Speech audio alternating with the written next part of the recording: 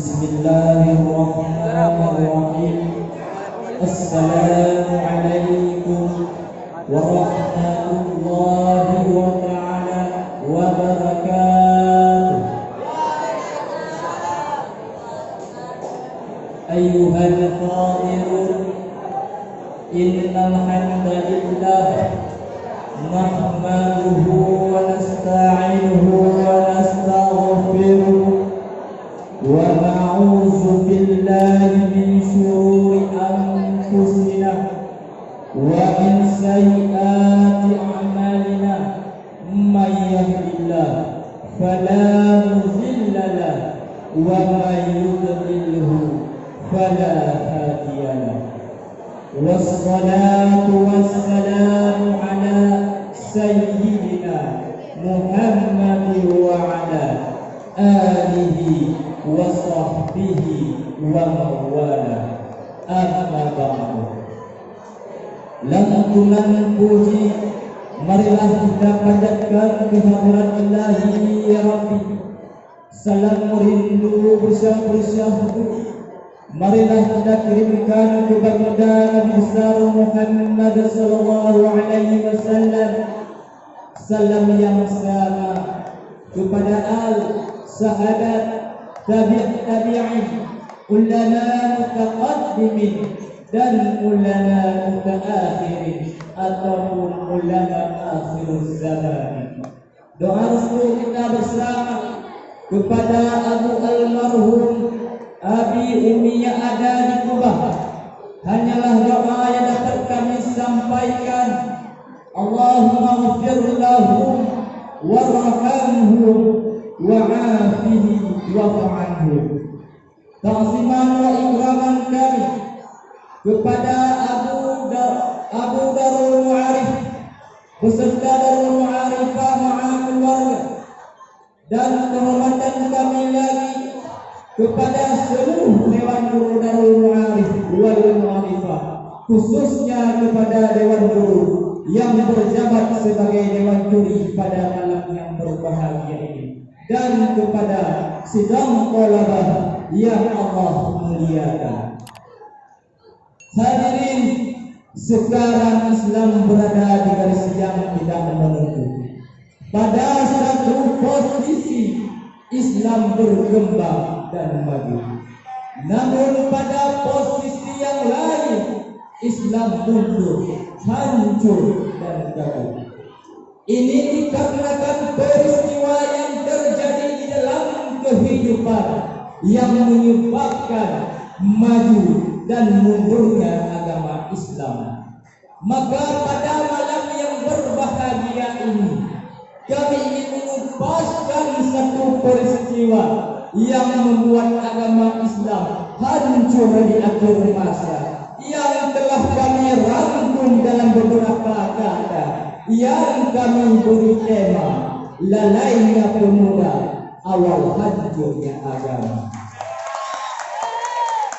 Ma'asyiral muslimin yang dirahmati oleh Allah Subhanahu wa ta'ala, zaman semakin canggih, dunia semakin modern, dunia semakin hari semakin luas perkembangannya, semakin hari semakin pesat, dan ditambah lagi dengan pergaulan anak bangsa yang semakin hari semakin merajalela.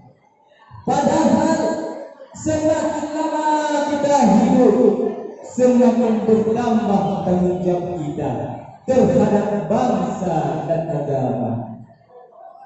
Lebih-lebih lagi kita pemuda, tugas kita bukan dunia yang menjabat, tetapi kita perlu memajukan umat.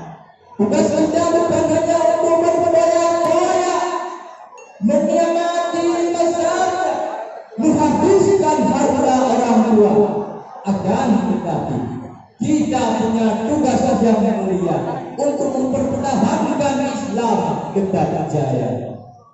Sehingga pepatah mengatakan himmatur rijal tasqutul jibal, yang artinya semangat pemuda dapat meruntuhkan gunung yang tinggi. Wahai pemuda, bukalah matamu, gerakkan tanganmu, langkahkan kakimu, pikirkanlah untuk agamamu sekarang, pikirkanlah bagaimana agamamu yang akan datang, pikirkanlah hai pemuda, pikirkanlah nasib mereka yang akan datang jika kamu lalai di masa sekarang. Hadirin yang dirahmati oleh Allah Subhanahu wa taala. Padahal Rasulullah sallallahu alaihi wasallam selalu mengajarkan kepada sahabat-sahabatnya agar tidak gentar dalam berjuang, selalu bersemangat dalam berperang. Karena kita yakin dalam kita berperang, apabila satu tumbuh seribu. Apabila satu yang mati, 100 di belakang siap menanti. Lebih baik mati berbalang tanah daripada yang bercermin bangkai. Lebih baik darah kami yang tumpah daripada agama kami yang dijajah. Lebih baik maju selangkah ketimbangan mundur gak tahu arah, yang akhirnya mati berdarah. Na'udzubillah. Nah, beginilah perjuangan Rasulullah di masa dahulu yang beliau ajarkan kepada sahabat-sahabatnya. Mereka tidak mati dalam perjuangan agama Islam. Mereka selalu bersemangat dalam perjuangan agama Islam. Yang penting agama Islam tetap maju dan berkembang.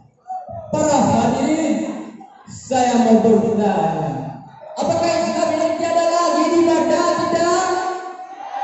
Apakah Islam ini sudah musnah begitu saja? Para hadirin, tentu agama Islam telah mati kelak. Hadirin yang dirahmati oleh Allah Subhanahu wa taala. Sehingga murka Allah Subhanahu wa taala diturunkan kepada kita sesuai dengan firman-Nya dalam surah Ar-Rum ayat 41. Bismillahirrahmanirrahim. Zaharal fasadu fil barri wal bahri bima kasabat aydin nas.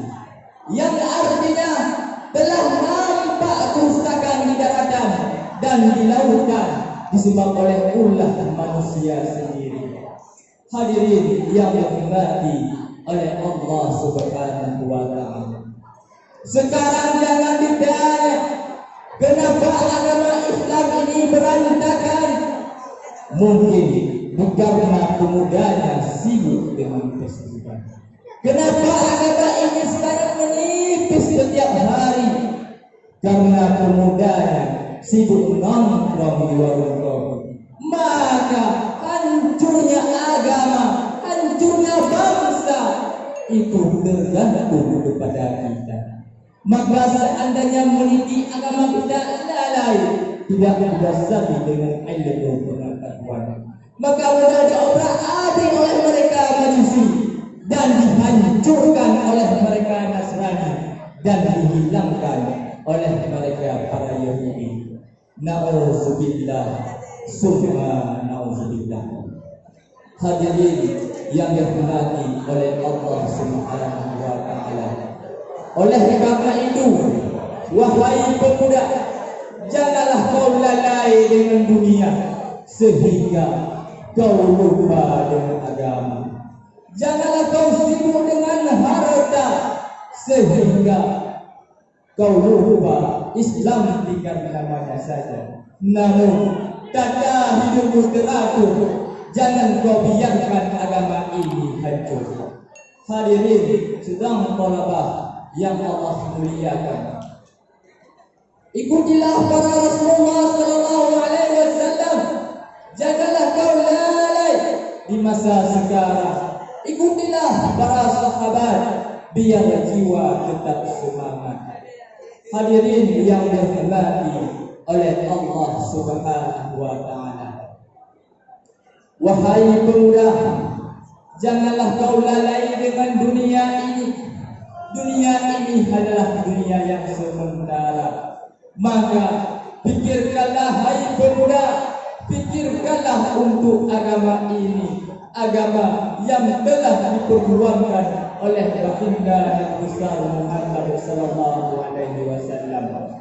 Maka oleh karena itu, wahai pemuda, berjuanglah untuk agama yang telah diridhai oleh Allah Subhanahu wa taala. Dari cuplikan di atas dapat kita petik beberapa kesimpulan.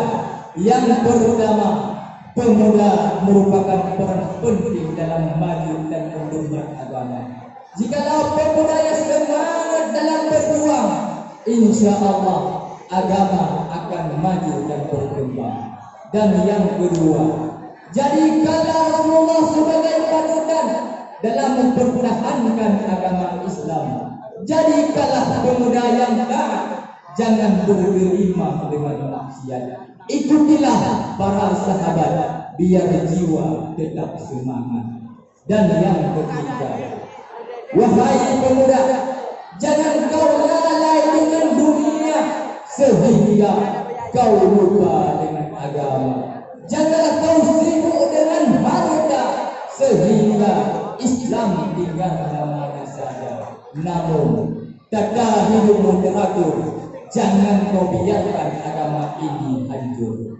Mudah-mudahan ada manfaatnya. Hanya inilah yang dapat saya sampaikan. Lebih dan kurang saya mohon maaf. Hadanallahu wa iyyakum ajma'in. Assalamualaikum warahmatullahi wabarakatuh.